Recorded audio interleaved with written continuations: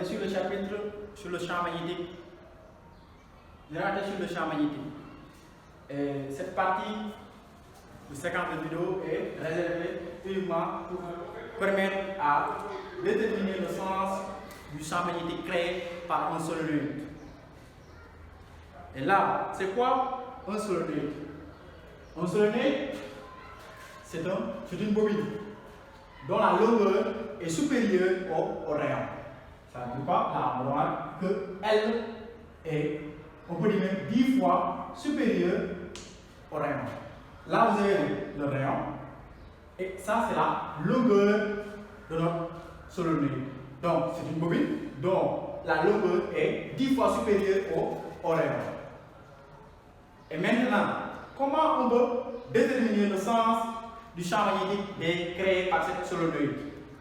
Là, on peut essayer d'abord d'identifier les faces de cette bobine. Parce qu'on dit qu'on a une bobine. Donc, on va essayer d'identifier les deux faces. Nous avons essayé de vous montrer comment on distingue les faces d'une bobine. Vous allez suivre les vidéos précédentes pour comprendre. Et là, vous avez ce qu'on appelle le courant. Là, on va suivre le sens de rotation du courant en utilisant la règle de la main droite. Là, le courant suit les doigts et le pouce indique le sens, c'est-à-dire la face nord de notre solenoïde. Et là, on peut dire qu'on est ici. Ça, c'est notre face.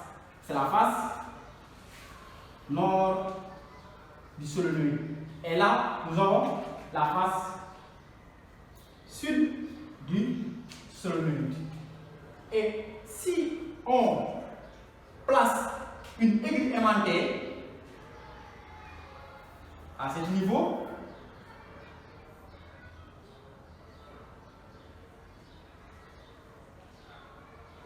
le pôle sud de l'aiguille aimantée va être attiré par la face nord de notre bobine. Donc ça c'est le pôle sud. Et ça représente le pôle nord de l'aiguille aimantée.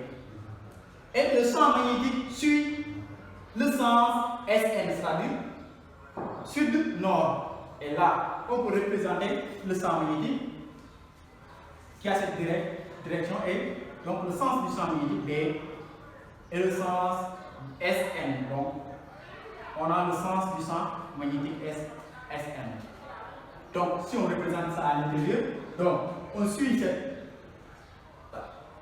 le sens SN, donc on a B qui suit cette direction à l'intérieur du solenoïde. Donc ça veut dire quoi? Ça veut dire que j'ai placé cette aiguille aimantée à l'intérieur de notre solenoïde. Et ça donne cette direction. Donc SN. Donc on a B qui est dirigé du pôle sud vers le pôle nord. Mais aussi on peut utiliser toujours le boulon d'ampère. Là, on ne va pas se soucier des faces de cette bobine. On va uniquement utiliser le boulon d'ampère pour déterminer le sens de B. Comment on va faire? Le boulon d'ampère, le courant circule des pieds vers la tête. La main gauche tendue va vous indiquer le sens de B. Donc, et toujours, le boulon d'ampère va toujours regarder à l'intérieur de notre bobine. C'est-à-dire ça, nous avons une solenoïde.